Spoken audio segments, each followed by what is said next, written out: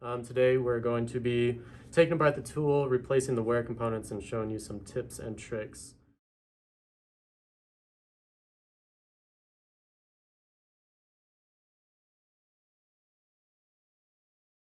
First, we're going to start with the greasing of the components. We recommend doing this every 10,000 cycles to ensure that the components last the recommended portion. This Lincoln 5803 needle nozzle is required to use this. How we're going to do that is you just take your normal grease gun, fill it with the appropriate grease, and there is a port right here, and you just stick it in. Press until you feel the ball detent pin go down, and then squeeze the lever about a quarter of a squeeze. And that's all you need to do to grease that. Again, we recommend doing that every 10,000 cycles. The next part is where you're going to be greasing the knife. So we're going to take this front cover, squeeze it right here, pull it back just like that, and then grab your fingers on the front, and then you rotate it like that. To replace the knife, you will need to remove these two E-clips. We recommend replacing the E-clips every time, but if you are careful to not expand them, they can be reused. So this lower pin you will need to remove to allow access to the knife. The upper pin you will only want to move down just enough so that this arm can flip out. If you remove that pin all the way, you will have to line it up with the spring assembly again, which is a more difficult procedure. So now that we have that out of the way, we can push the knife up,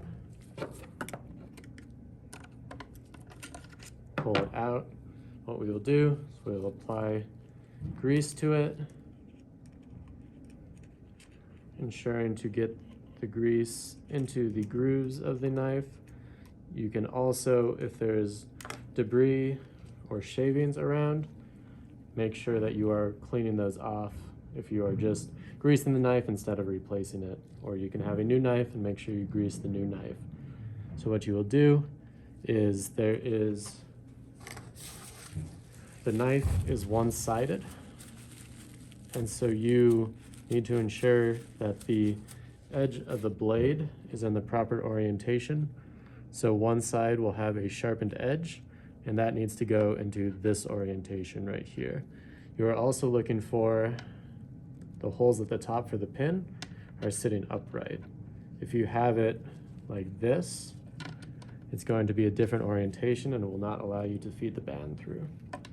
So place that through, slide this over, pop the back pin up,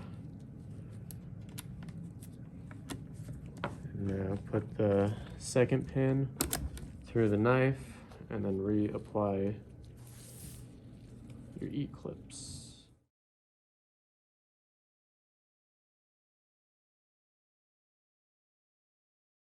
And then you can put the cover back on, first sliding it through there, and then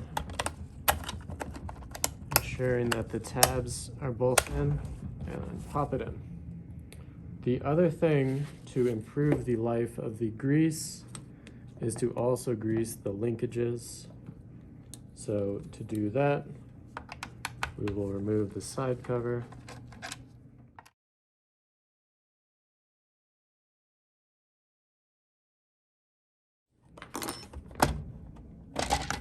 Side cover comes off, and we'll apply grease into this linkage right here, the involute slot right there, to allow for that. And then you can also apply grease right here and then right here on that pin. And that will ensure that the cutting action remains smooth as long as possible.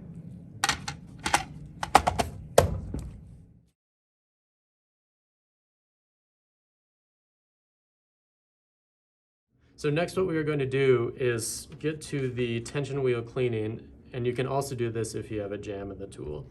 So you'll pull this out, use it to push up the pin, pull the pin out, and this releases the pinch arms to drop them down. So those will slide right out. If you have a jam, now it's accessible with a pliers to reach in there and grab it. And then the other thing is now you can get to the tension wheel. So what we recommend is while the tool is still plugged in, you can take a wire brush and go into manual mode and slowly spin that wheel with a wire brush to remove any debris that has built up along with it. So while we are here, if you do not have the fitting for this Zerk grease port, what you can do is grease this manually. And all that requires is pushing out this inner pin and applying grease to this surface. And then you just push that pin back in. Now when we're putting it back together, make sure this hole and this hole are aligned.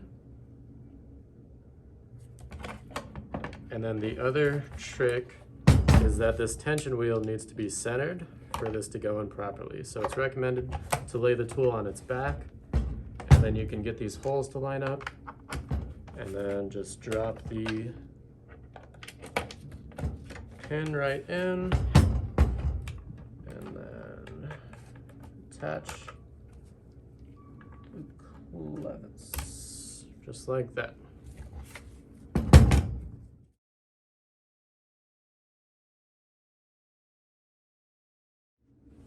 So now are we going to replace the head. So again, first grab your cover, pull it back, rotate it out. We are going to remove the screws for the side body here. So it's a 9/64 hex.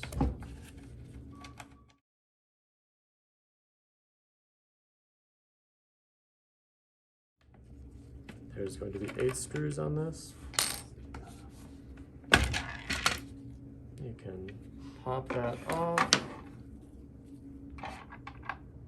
And now this is accessible. So we will remove these clips.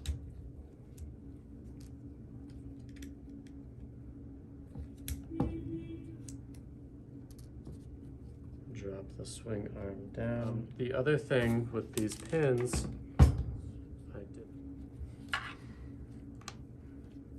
if you remove this side, you can slide this pin out without having to take both of the clips off.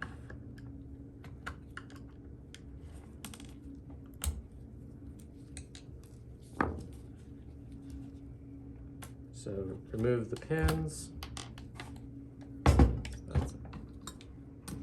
Now we'll need a 7/64 hex to remove these bolts right here. They are Loctited, so you will have to break them free. Anytime that you are replacing the screws on here, we recommend putting Loctite back on, as Loctite is single use only. So remove the 4.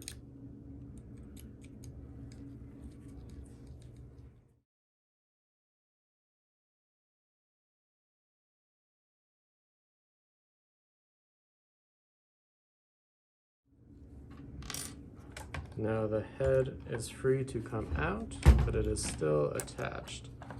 So what we will do is go and remove the pneumatic access panel.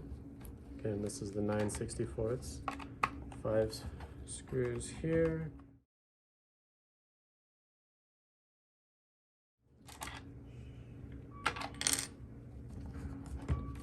And now you will find where that is connected. So if you follow the wires, you'll get to this point. You can remove that. And this one, there will be 2. Remove the tape and then fish them out. Just like that. You will buy this as a kit with the sensors already in there and the wiring done. So to put it back together, you take your new part, put it in position, feed these through. 2 black wires will be connected to the purple and red. Make sure that you get the proper orientation. So you want the the little clip right here and the clip right there to be on the same side for it to lock properly. You should hear a snap.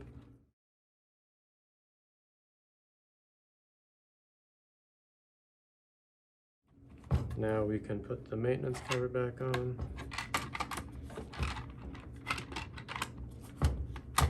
Make sure that as you're pushing it, you are not pinching any wires.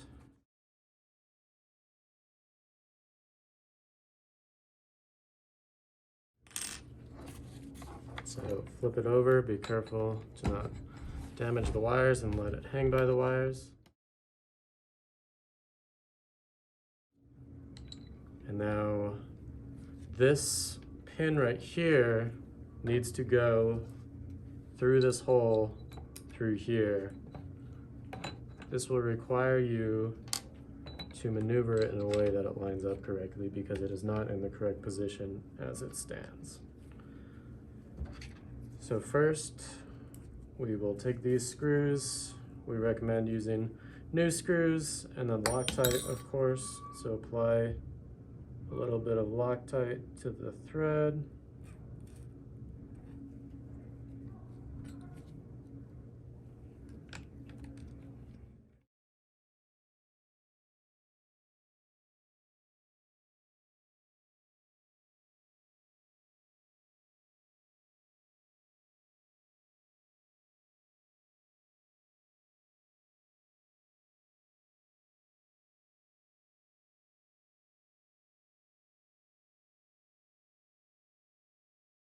So you will take your pin and you need it to be seen through. A tip that I like to use is you can take 2 Allen keys. If you go from the bottom and get it in the correct position, I would also drop the pinch arms down.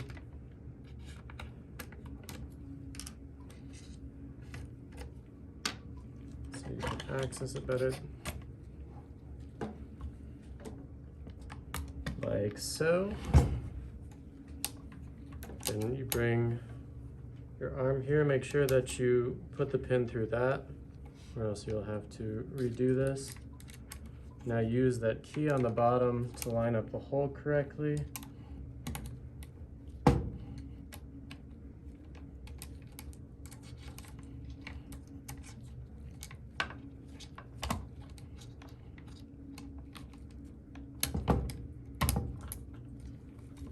Once it's lined there, you can push the pin through and take out the key. Now we will put the blade back in. If you have not greased this, definitely grease it at this point since you have it open, and just slide it through the back side, just like that. Make sure that the pins are going through the other arm. You can have your pin with one of the clips already installed, push it through, and then make sure pins are through the arm on the back side, and then apply the E-clips. And just make sure that when you're putting this back together, you have the pinch arms installed again. So again, make sure that the lower band guide hole is lined up correctly. Make sure your tension wheel is centered. Line the 3 holes up, and then place the pin through.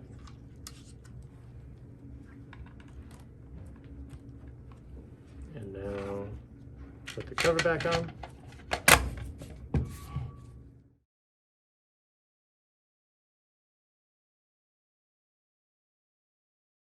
And lastly, put the cover on.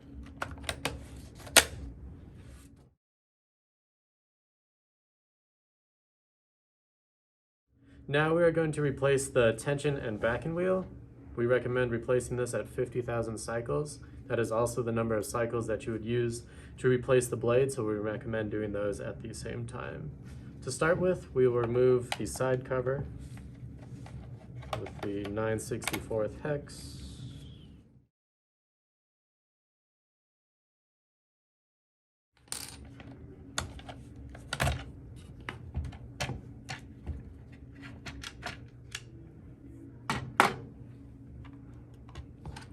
Remove the clip, pull the pin out, and you can drop the pinch arms. Now we will remove the motor from the tool. It's recommended to use a T-handle, but you can use just a normal 3mm Allen key and then use pliers to provide the additional torque needed to break it. It is critical that once you remove these, you apply Loctite on the new screws. Remove the 3 screws, the motor falls away,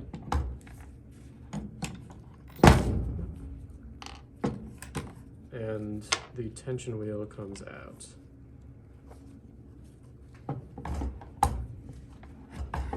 You can leave the screws just sitting in there if that's easier, or you can turn the tool so that the screws fall out.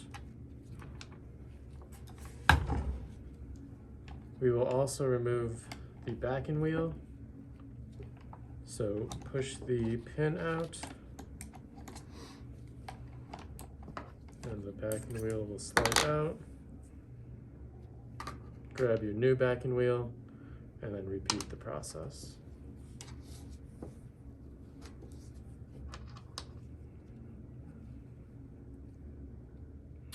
When you are using a new backing wheel, apply grease onto the pin, or you can use the Zerk fitting.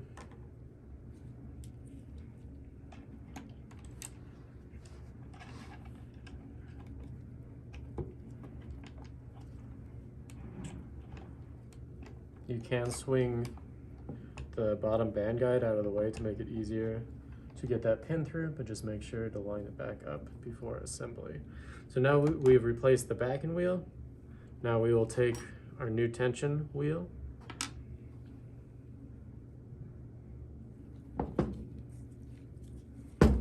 and we will have to line it up with the tool. So this fits right on there, but you will have to place the tension wheel inside of the tool. So how this works is you get it about halfway, and then you will line up the tension wheel with the drive shaft. Once that's lined up, make sure that your bearing sits in there, just like that. You will want the drive shaft and bearing flush against this face. That back bearing can get cockeyed, which causes it to not seat properly, so just make sure that is in the correct location. Once you have done that, line up the holes so that your motor is in the proper orientation, and then grab your screws, apply Loctite, and then put them back in. What's recommended right here is that you put your screw like this, and then you push down so that it goes into the hole, as opposed to try to slowly put it in there. There's a good chance you'll drop the screw and have to.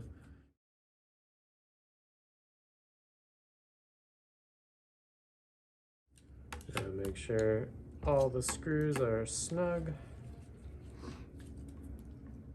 And then you have replaced that. So again, once we've done that, recommend replacing the knife at the same time. So refer to the previous section about greasing and removing the knife on how to do that. So now that we have our backing wheel and our tension wheel replaced, make sure that the hole is lined up, slide it in there, make sure that the tension wheel is centered to allow the pinch arms to seat properly, and then we'll put our pin through.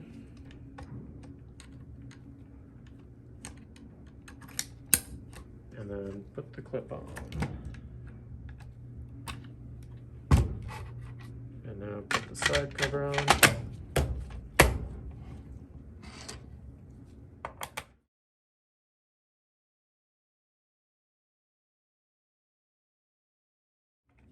And lastly, put the front cover back in its place.